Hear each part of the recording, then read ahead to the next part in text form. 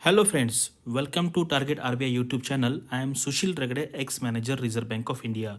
और आप सबको पता है 1 दिसंबर को यानी कि कल आरबीआई का वेज सेटलमेंट हुआ है। आरबीआई असिस्टेंट का, आप उसको सैलरी सेटलमेंट भी कह सकते हैं। तो उसके हिसाब से मैंने सैलरी प्लस पर्क्स एंड जितने सारे बेनिफिट मिलते हैं वो सारा पकड़ के मैंने एक मेरा कैलकुलेशन किया है कि वो 1 लाख रुपीज़ पर मंथ आ रहा है। और अगर किसी को लगता है ये कैलकुलेशन गलत है तो आप इसको 80,000 पकड़ लीजिए, 60,000 पकड़ लीजिए, 50 पकड़ लीजिए, 40 पकड़ लीजिए। खुद को डिमोटिवेट करिए और बाकी आपको जो करना है आप कर सकते हो। लेकिन मेरा ये बनाने का पर्पस है यहाँ पर कि आप मोटिवेट हो जाए। देखो, ये जो अमाउंट है ना, ये अमाउंट का कोई मीनिंग नहीं है। ठीक है, ये अमाउंट का कोई मीनिंग नहीं है, मैं आपको आगे बताऊंगा।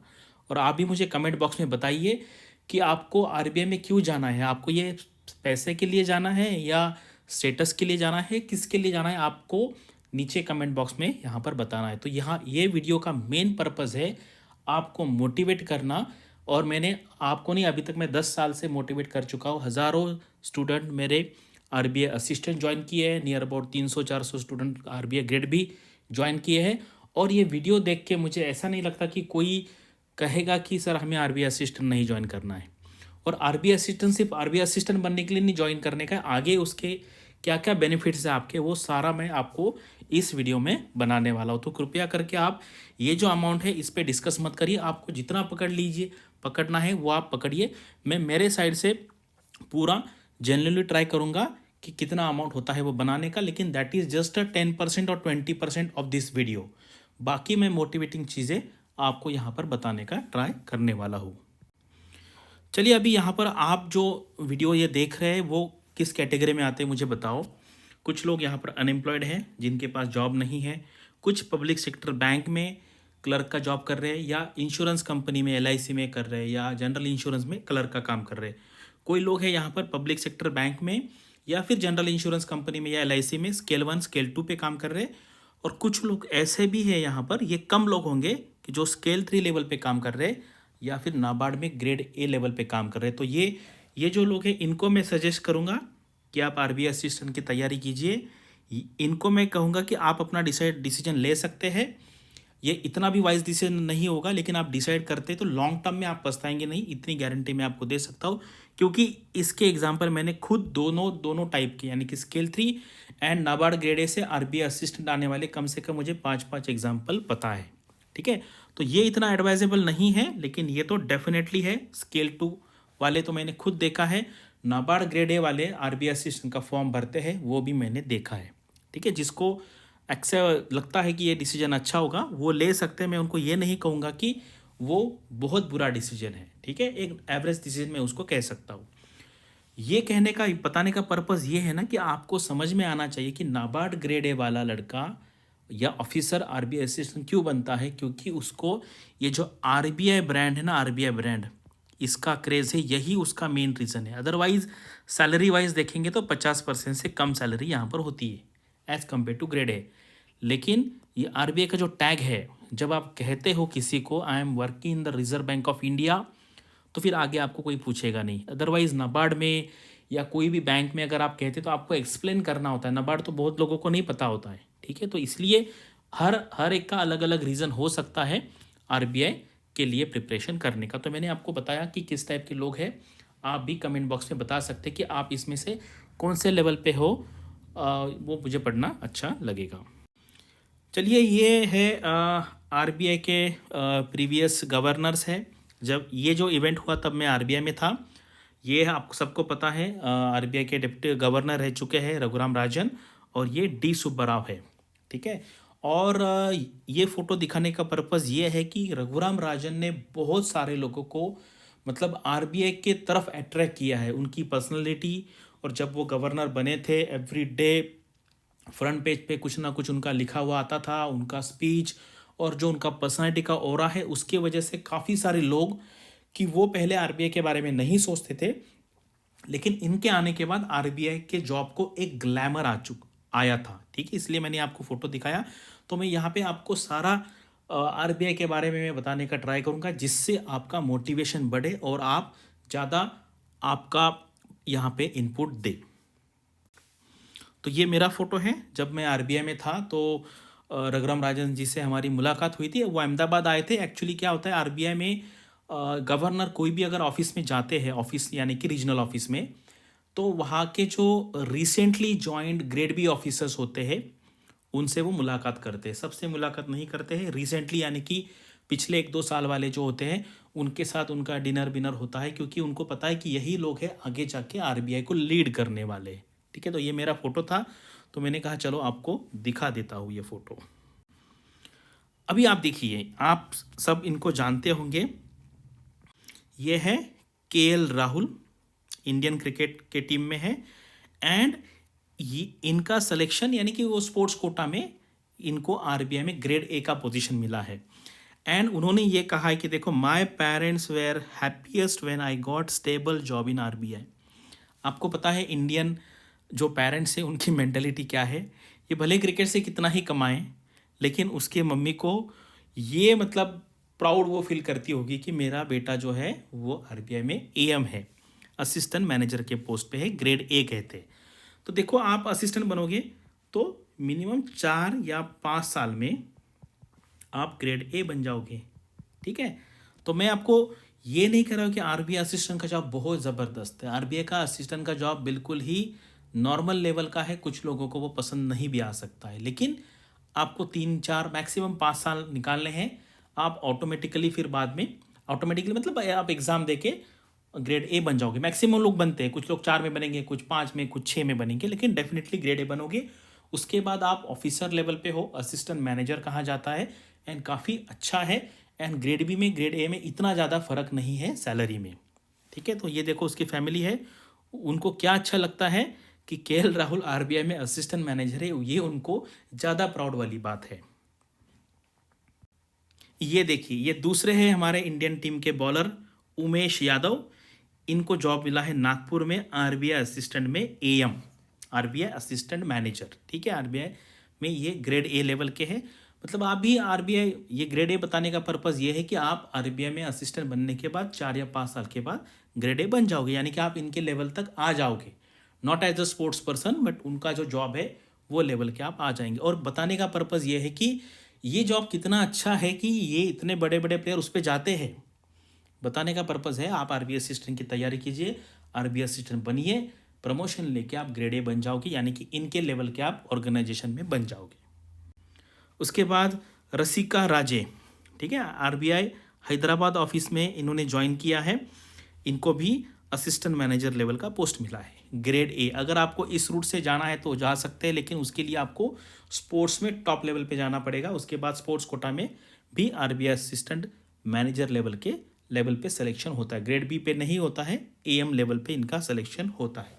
ये बताने का पर्पज़ ये है कि आरबीआई में एएम का जो जॉब है उसका कितना प्रेस्टीज है, कितने बड़े बड़े लेवल के लोग वहाँ पे जाते हैं।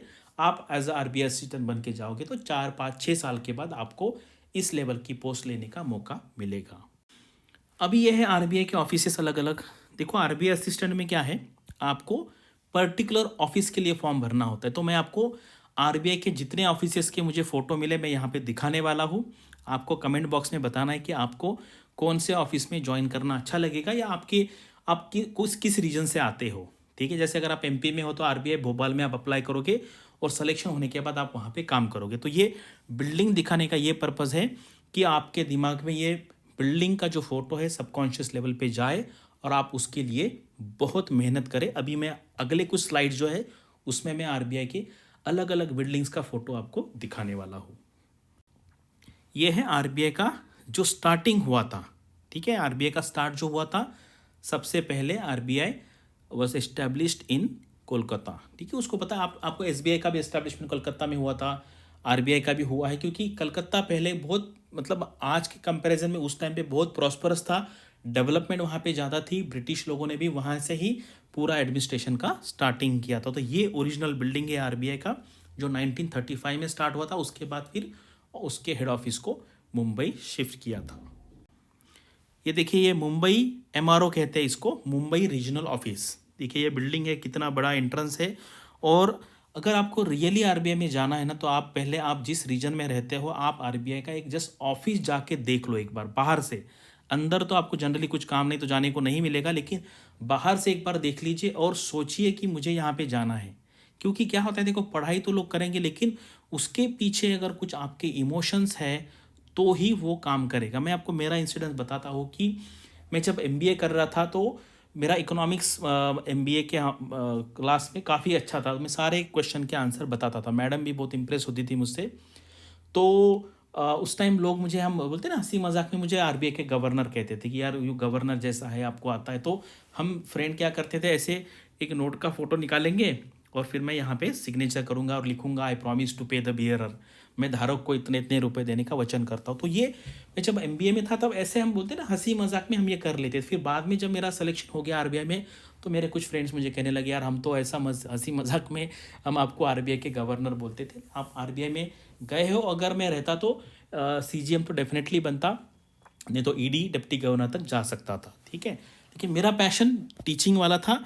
और आप देखिए अभी 1000 से ज़्यादा मेरे स्टूडेंट आरबीआई असिस्टेंट में हैं, कोई लोग ग्रेड बी के लेवल के पोस्ट है। तो आपको जो पैशन है, आपका पैशन फॉलो करना चाहिए। और मेरा भी ये पैशन है कि मैं आपको मोटिवेट करूं कि आप बहुत अच्छी तरीके से पढ़ाई करके आरबीआई असिस्टेंट या आरबीआई ग्रेड बी के पोस्ट पे जाएं। ये आरबीआई का नागपुर का ऑफिस है और ये ऑफिस का मेन ये है फीचर कि इसके नीचे हमारा गोल्ड रखा हुआ है, ठीक है। इंडिया का जितना गोल्ड है ये बिल्डिंग के नीचे है। कुछ गोल्ड जो है वो मुंबई में होगा एंड कुछ बैंक ऑफ इंग्लैंड में है, ठीक है। जब हमने वो प्लेज किया था 1991 में, तो गिरवी रखना बोलते हैं उसको, तो वहाँ पे रखा था। अभी हमने वो छुड़वा लिया है, लेकिन वो अभी जो फिजिकल गोल्ड है वो वहीं पे है बैंक ऑफ इंग्लैंड में। तो ये आरबीआई का नागपुर का ऑफिस है। ये आरबीआई का कॉलेज ऑफ एग्रीकल्चर बैंकिंग है, ये पुणे में है। यहाँ पर agriculture related, cooperative banking related जो ट्रेनिंग है यहाँ पे होती है। और अगर किसी को आरबीआई असिस्टेंट में मुंबई ऑफिस अगर अलॉट हो गया तो मुंबई ऑफिस के अंडर आई थिंक गोवा में भी पोस्टिंग हो सकता है। उसके बाद मुंबई में काफ़ी सारे ऑफिस है आरबीआई के। आरबीआई सर्विस बोर्ड है मुंबई सेंट्रल में, या फिर बिलापुर में भी ऑफिस है, पुणे में भी ऑफिस है। तो यहाँ पर पोस्टिंग हो सकती है। तो आपको पता होना चाहिए कॉलेज ऑफ एग्रीकल्चर बैंकिंग है, ये पूना में है। उसके बाद ये आरबीआई का बेलापुर का ऑफिस है। अगर आप देखेंगे महाराष्ट्र में, तो महाराष्ट्र में आरबीआई के बहुत सारे ऑफिस है, 5-6 तो अलग अलग ऑफिस है। मुंबई में ही 2-3 है, उसके बाद बेलापुर में है, उसके बाद खारघर में आरबीआई का डेटा सेंटर है, उसके बाद पुणे में है, नागपुर में है, ठीक है। काफ़ी बड़ा जो रीजन है इसलिए यहाँ पे ज़्यादा ऑफिस है जनरली। फिर बाकी जो स्टेट्स है वहाँ पर एक ही ऑफिस है। यूपी में 2 जगह पे, लखनऊ कानपुर, एंड उसके बाद केरला में भी कोच्चि में एक है एंड त्रिवेंद्रम में है। तो इस तरीके से आरबीआई के ऑफिसेस पूरे इंडिया में डिस्ट्रीब्यूट हुए हैं। यह आरबीआई का दिल्ली का ऑफिस है। और ये मुझे बताओ, ये जो साइड में मूर्तियाँ लगी हुई स्टैचू वो किसकी है, आप मुझे कमेंट बॉक्स में बताओ। ये आरबीआई का दिल्ली का ऑफिस। आरबीआई भोपाल, यानी कि मध्य प्रदेश में एक ही ऑफिस है, वो भोपाल में है। आरबीआई चेन्नई, ठीक है, काफ़ी बड़ा ऑफिस है चेन्नई में। बिल्डिंग्स, इतनी आइकॉनिक बिल्डिंग है आरबीआई की, अगर आप उसको देखेंगे ना तभी आपको लगेगा मुझे यहाँ पे काम करना है। आरबीआई अहमदाबाद में 2 ऑफिस है, ये मेन बिल्डिंग है, और एक लागज्जर नाम का एक ऑफिस है, लागज्जर चैम्बर। तो मैंने जो आरबीआई में काम किया था तो मैंने इस बिल्डिंग में काम किया था 3 साल। ये है आरबीआई का बेंगलोर का ऑफिस। ये कानपुर का ऑफिस भी काफ़ी पुराना है। ये पटना का ऑफिस है आरबीआई का। ये लखनऊ का ऑफिस है। देखो, this time we depict the architectural excellence of Reserve Bank of India's building at Lucknow. तो आरबीआई का एक इंटरनल मैगजीन आता है, मैं आगे उसका फ़ोटो दिखाऊंगा आपको, विदाउट रिजर्व करके। वहाँ से मैंने कुछ फ़ोटो लिए हैं। और हम सैलरी पे आएंगे, एंड कुछ लोग बोल रहे हैं सर आप जल्दी सैलरी पे आ जाइए, लेकिन क्या ये देखेंगे ना तो आपको ज़्यादा मोटिवेशन मिलेगा, ऐसा मेरा बिलीफ है। आपको क्या लगता है वो भी आप कमेंट बॉक्स में मुझे बता सकते हो। ये त्रिवेंद्रम का ऑफिस है केरला में। उसके बाद ये मैंने जो बताया आपको मैगजीन, विदाउट रिजर्व नाम का ये मैगजीन है। यहाँ पे ये जो बिल्डिंग है ये मुंबई का सेंट्रल ऑफिस बिल्डिंग है। ये बिल्डिंग है मुंबई आरबीआई का सेंट्रल ऑफिस। और यहाँ पर सारे आरबीआई के जो टॉप ऑफिशियल्स हैं, आरबीआई के गवर्नर, डिप्टी गवर्नर्स, ईडी, अलग अलग डिपार्टमेंट के जो हेड होते हैं वो सारे यहाँ पर बैठते हैं। और आपको भी चांस यहाँ पर मिल सकता है, ऐसा नहीं है। आरबीआई ग्रेड बी ऑफिसर भी बैठते हैं, असिस्टेंट भी यहाँ पर होते हैं।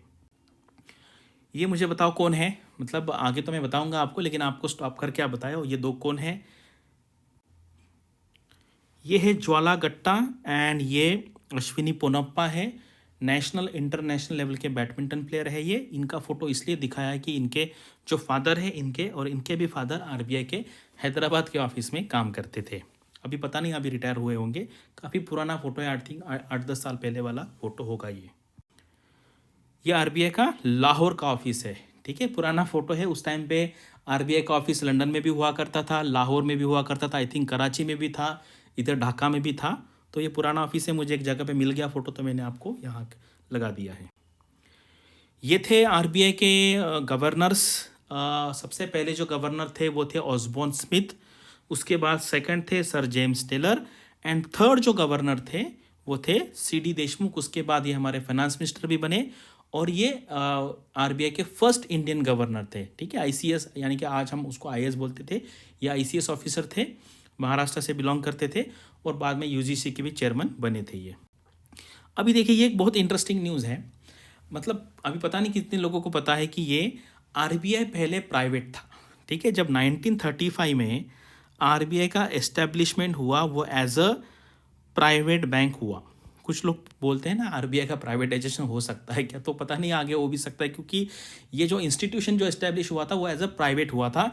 एंड 1949 में जो उसका नेशनलाइजेशन के लिए गवर्नमेंट ने मूव किया तो आरबीआई उसके अगेंस्ट था।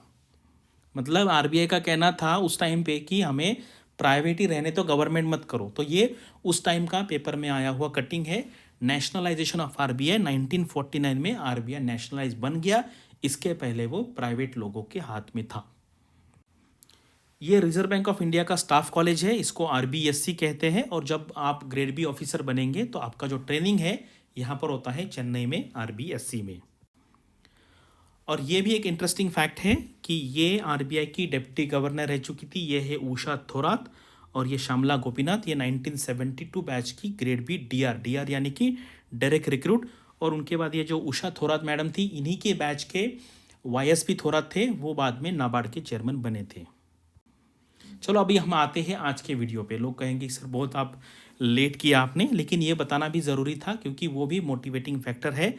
अभी देखिए ना, ये बहुत कॉम्प्लिकेटेड चीज़ है, तो आपको इससे मैं आप लोगों को क्या है, देखो सैलरी कितनी आएगी अकाउंट में वो बताओ, उसको आप एक्स अलाउंस बोलो या वाई अलाउंस बोलो या जेड अलाउंस बोलो। तो मैं आपको एक आइडिया देता हूँ कि कैसे ये कैलकुलेशन रहेगा। अभी ये किसी ने वो बड़ा डॉक्यूमेंट है उसमें से किसी ने शॉर्ट फॉर्म में बताया हुआ है। तो यहाँ पर आप देखेंगे ना तो ये आता है 64K। ठीक है, तो अभी मैं आपको बताता हूँ कि 25K नियर अबाउट लीज देने का चल रहा है मुंबई में।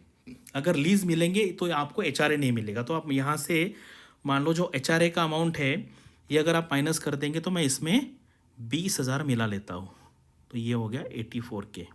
ठीक है, और उसके बाद आप पकड़िए, जैसे मान लो एलएफसी होता है, ब्रीफ केस अलाउंस है, स्पेक्टेकल्स अलाउंस है, अगर आपके बच्चे तो उनका फीस का भी कुछ पैसा मिलता है। उसके बाद इतने सारे अलाउंसेस होते हैं आरबीआई में। और जो फिर मान लो मैं आपका जो अभी मान लो आप अनएम्प्लॉयड हो तो आपको कुछ पैसा मिल रहा है क्या, नहीं, ज़ीरो। लेकिन आप जॉब ज्वाइन करने के बाद आरबीआई आपके एनपीएस के अकाउंट में पैसा डालेगा, तो वो पैसा आपका ही है ना, तो उसका कैलकुलेशन आप करना चाहिए पकड़ने के लिए, क्योंकि आपका ही पैसा है, बस आज नहीं आपको बाद में मिलने वाला है। तो ऐसा सारा पकड़ के ये 84 तो मैंने यहाँ पे बता दिया, और ऐसे छोटे मोटे पकड़ के ये होता है टोटल 100K। अगर किसी को इस पे डाउट है 100K नहीं है तो आप 50 पकड़ लीजिए, 40 पकड़ लीजिए, 30 पकड़ लीजिए और खुद को डीमोटिवेट कीजिए और आरबीआई का प्रिपरेशन करना छोड़ दीजिए। ये मैं सबको सजेस्ट नहीं करूँगा, और मैंने यहाँ पे आपको दिखा दिया है। 5-10 हज़ार आगे पीछे हो सकता है, लेकिन आप राउंड फिगर 1 लाख पकड़ लीजिए। अभी मैं आपको बताता हूँ आरबीआई असिस्टेंट का जॉब करने में आपको बिल्कुल ही मज़ा नहीं आएगा। ठीक है, ये आप बात फिर से सुन लीजिए, क्योंकि ये क्लरिकल लेवल का क्लास 3 का जॉब है। लेकिन यहाँ पे आपको क्या मौका मिलेगा, मुझे पता, अगर आपको ग्रेड बी बनना है डायरेक्टली तो बहुत कंपटीशन है, 100 200 300 के आसपास पोस्ट आती है। लेकिन अगर आप 4 साल या 5 साल असिस्टेंट के पोस्ट पे निकाल दिए और मान लो आपका एज 25 है या 28 पकड़ लीजिए, एट दी एंड आपने सेलेक्ट किया, आप सेलेक्ट हो गए, यहाँ पे आप 33, यहाँ पे आप बन गए ग्रेड ए, और 5 साल 38 में आप बन गए ग्रेड बी। इसके बाद 22 साल का आपका करियर है, एंड आप डेफिनेटली डीजीएम बनेंगे। क्योंकि मैंने आरबीआई में काम किया है, मेरे आसपास जितने डिप्टी गवर्नर डीजीएम थे या कुछ जीएम थे, वो सारे असिस्टेंट से ही आए थे। अभी कुछ लोग बोलेंगे अभी थोड़ा स्लो हो गया, लेकिन डीजीएम तो डेफिनेटली बनेंगे आप। एट द एंड भी आपका सिलेक्शन हो गया तो आप बनेंगे, बस आप जब प्रमोशन एग्जाम आएगा तो आपको पढ़ाई करना पड़ेगा। ठीक है, तो मैं आपको क्या बता रहा हूँ, आरबीआई असिस्टेंट का ग्रॉस सैलरी 1 लाख रुपए है। लेकिन आरबीआई असिस्टेंट का जॉब इतना अच्छा नहीं कि आपको मज़ा आएगा, लेकिन हमारा पर्पज़ ये है कि जल्दी से जल्दी प्रमोशन का एग्ज़ाम पास करें, ग्रेड ए ऑफिसर बन जाए, ग्रेड बी ऑफिसर बन जाए, और बाद में आप जितने लेडर तक जा सकते हो आप जा सकते हो। और जब आप ऑफिसर बनेंगे आपको फॉरेन एलटीसी मिलेगा, और उसके बाद तो इतना सैलरी अभी आरबीआई ग्रेड बी का होने दो, मैं अगर बताऊंगा तो फिर आपको लगेगा यार ये 30 लाख वाला जॉब तो चाहिए ही चाहिए मुझे किसी भी हाल में। क्या करना है, पढ़ाई करना है, बस मन लगा के पढ़ाई करना है, टाइम पे पास नहीं करना है, और अच्छे से पढ़ाई करेंगे तो ये इतने अच्छे ऑर्गेनाइजेशन में जाएंगे कि जहाँ पर क्लरिकल लेवल पे मैंने आपको कैलकुलेशन बता दिया कि कैसे आपको ग्रॉस सारा सैलरी पर्स भी सब मिला के 1 लाख रुपए महीना पड़ रहा है। तो ये है, किसी ने ये भी इमेज डाला था, मैंने सोशल मीडिया से लिया है। एक्चुअली मेरे पास पूरा पूरा ये सेटलमेंट है, ये 16 पेज का है, लेकिन आपको वो समझ में भी नहीं आएगा क्योंकि बहुत हम बोलते हैं टेक्निकल लैंग्वेज में दिया होता है। बस यहाँ पे क्या है, ये memorandum of settlement between the all India reserve bank employees association and the management of the Reserve Bank of India. ठीक है, ये पूरा दिखाने का कोई मीनिंग नहीं है क्योंकि ये इंटरनल डॉक्यूमेंट है। लेकिन आपको क्या समझना है कि आपको क्या ऐसा समझना है कि salary, perks, benefits, x y z जितना जितना पकड़ के वो 1 लाख बन रहा है। और अगर मैं फिर से बोलता हूँ किसी को अगर वो लगता है वो कम है तो आप छोड़ दीजिए प्रिपरेशन इसका। ठीक है, हाँ। और मैंने ये रीज़न की वजह से नहीं, मैंने जो पहले जो रीजंस बताए कि देखो इतने बड़े बड़े क्रिकेट प्लेयर्स आरबीआई में एएम के पोजीशन पे है, जो पोजीशन आप आरबीआई असिस्टेंट लेके 4 साल में ले सकते हो, तो ये कितना अच्छा जॉब है। आप कंसिडर कीजिए कितने हाई लेवल के प्लेयर्स भी और उनके फैमिली को प्राउड लगता है कि वो उनका बेटा आरबीआई में एएम लेवल पे काम कर रहा है। और ये पूरा मैंने एक अच्छे डायग्राम में बताया हुआ है। तो आप यहाँ पर ये लेवल पे ज्वाइन करते हो। ठीक है, इसको कहते हैं असिस्टेंट। उसके बाद ये असिस्टेंट मैनेजर है, grade A B C D, यहाँ तक डेफिनेटली जा सकते हैं, कुछ लोग यहाँ तक भी जा सकते हैं। ठीक है, और क्या क्या बेनिफिट है कि मॉनेटरी पॉलिसी, आप डिपार्टमेंट में काम कर सकते हो अलग अलग। उसके बाद आपको वर्क लाइफ बैलेंस है, सोशल स्टेटस है, उसके बाद 5 days वीक है, you can reach up to GM लिखा है मैंने, आप डीजीएम पकड़ लीजिए। ठीक है, जीएम भी नहीं डीजीएम। और अगर आप क्लरिकल लेवल पे जाएंगे तो कमर्शियल बैंक में कभी भी डीजीएम तक नहीं जा सकते एज अ असिस्टेंट। ठीक है, अभी तो पीओ को भी वहाँ तक जाना मुश्किल हो गया है। और फिर रेसिडेंस मिलता है आपको, maintenance of vehicle for official purpose है, ब्रीफ केस है, बुक ग्रांट है, ये तो मैंने पकड़ी भी नहीं है वहाँ पर। ये फर्नीचर है, मेड का अलाउंस है, इतने सारे अलाउंस है ना, तो यहाँ पर जाके वो 1 लाख तो बन ही जाएगा। ठीक है, इतने सारे इंटरेस्ट फ्री, अरे ये तो पकड़ा ही नहीं मैंने, ये इंटरेस्ट फ्री फेस्टिवल एडवांस मिलता है आपको। उसके बाद आपको हाउसिंग लोन मिलता है इतने कम रेट पे कि जो बाहर मिलता नहीं है, उसका अगर आप पकड़ लेंगे पूरे आपके करियर में कितना पैसे का बेनिफिट होगा तो वो भी ऐड कर लीजिए। तो इतना है ना, मैं बताऊँ आरबीआई में मैं 3 साल काम किया, और 3 साल काम करने के बाद भी मुझे पता नहीं था कि क्या क्या अलाउंस मिलता था। आरबीआई में क्या होता है, एक तो मंथली आपको सैलरी मिलेगी, उसके बाद कुछ अलाउंसेस क्वार्टरली मिलते हैं, कुछ ईयरली मिलते हैं, कुछ 2 साल में एक बार मिलते हैं, कुछ 5 साल में एक बार मिलते हैं। तो इतना है यार, ये पैसे के लिए आपको जाना है तो यहाँ में मत जाइए, पैसे कमाने हैं तो बाहर जाके बहुत सारे पैसा कमा सकते हैं आप। ठीक है, लेकिन ये आरबीआई जो नाम है ना, आप आरबीआई का एएम ग्रेड ए सबसे लोएस्ट लेवल का ऑफिसर अगर कोई बैंक में जाएगा डीजीएम के ऑफिस में, सिर्फ उनको कहने का कि I am assistant manager in the Reserve Bank of India, और जस्ट कहिए I am from the Reserve Bank of India, तो वो आप खड़ा ही हो जाएगा वो। ठीक है, क्योंकि उनको पता है कि you are representing the Reserve Bank of India, और कितनी पावर होती है। मैं आपको मेरा इंसिडेंस बताता हूँ। हम आई थिंक इंडियन बैंक या इंडियन ओवरसीज बैंक को विजिट करने गए थे चेन्नई में, हमारा ट्रेनिंग था। तो जब हम गए वहाँ पे तो उनके जो ईडी थे वो हमें रिसीव करने के लिए आए थे, और फिर हमें वही लगा यार ये कमर्शियल पब्लिक सेक्टर बैंक का ईडी हमें रिसीव करने आया। तो उन्होंने कहा कि आप आज जिस पोजीशन पे लगे हुए हो ना, वो एक दिन मेरा ड्रीम हुआ करता था। मतलब वो पब्लिक सेक्टर बैंक में ईडी थे, लेकिन उनको बहुत हमें देख के लग रहा था यार मैं ऐसा क्यों नहीं बना उस टाइम पे। ठीक है, तो ये इतना आरबीआई के लेवल का पोजीशन है, इतना स्टेटस है सोसाइटी में। तो वो स्टेटस से की वजह से ही नाबार्ड के जो ऑफिसर होते हैं ग्रेड ए लेवल के, वो आरबीआई के लिए ट्राई करते हैं। मुझे कुछ एग्जांपल पता है, आपको नहीं लगता है तो आप भरोसा मत रखिए। तो अभी ये हमारे रिजल्ट आए हैं इस साल के आरबीआई ग्रेड बी में। इतने सारे हमारे ऑफिसर्स हुए थे। ये हमारी टीम है और देखिए यहाँ पर आपको कहाँ पर भी नहीं मिलेगा इतना ज़बरदस्त फैकल्टी। मैं खुद आरबीआई में मैनेजर रह चुका हूँ। डॉक्टर शर्मा सीजीएम रह चुके थे, डॉक्टर सीपी जोशी एजीएम थे, सीपी मोहन सीजीएम थे नाबार्ड में, उसके बाद सरक मलिक सर सीजीएम थे आरबीआई में, रश्मि प्रसाद मैडम भी जीएम थी आरबीआई में, उसके बाद प्रदीप मारिया सर भी सीजीएम थे आरबीआई में। तो इतना हमारा जो हम कहते हैं ना कि कोर टीम है हमारी, वो सारे बड़े बड़े पोजीशन पे इन्होंने काम किया हुआ है। तो अभी आपको क्या करना है, अभी ये हो गया मोटिवेशन वाला काम। यहाँ तक तो लोगों को बहुत अच्छा लगा। अभी रियल काम ये है, लेकिन ये करने में लोगों को मज़ा नहीं आता है। क्या करने का है, हमारे वेबसाइट पे जाने का है। यहाँ पर प्रीवियस ईयर क्वेश्चन पे पेपर पे जाओ और 2017 का और 2019 का जो पेपर है प्रीवियस ईयर का मेमोरी बेस वाला, वो सॉल्व करो और देखो आपको कितने मार्क्स आते हैं, और उसके बेसिस पे आप आगे की स्ट्रेटेजी डिसाइड करो। अगर आपको हमारा कोर्स ज्वाइन करना है तो आप वो भी कोर्स ज्वाइन कर सकते हैं। और आपको एक डिस्क्रिप्शन में बताना है कि आपको आरबीआई में कौन से रीज़न के वजह से जाना है एंड कौन से ऑफिस में आपको ज्वाइन करना अच्छा लगेगा, ये भी मुझे बताओ। और आपके जितने सारे फ्रेंड्स हैं उनको आरबीआई के लिए काफ़ी क्रेज़ है ज्वाइन करने के लिए, उनको ये वीडियो आप सेंड करो। Thanks for watching this video and all the best for your studies and upcoming examinations.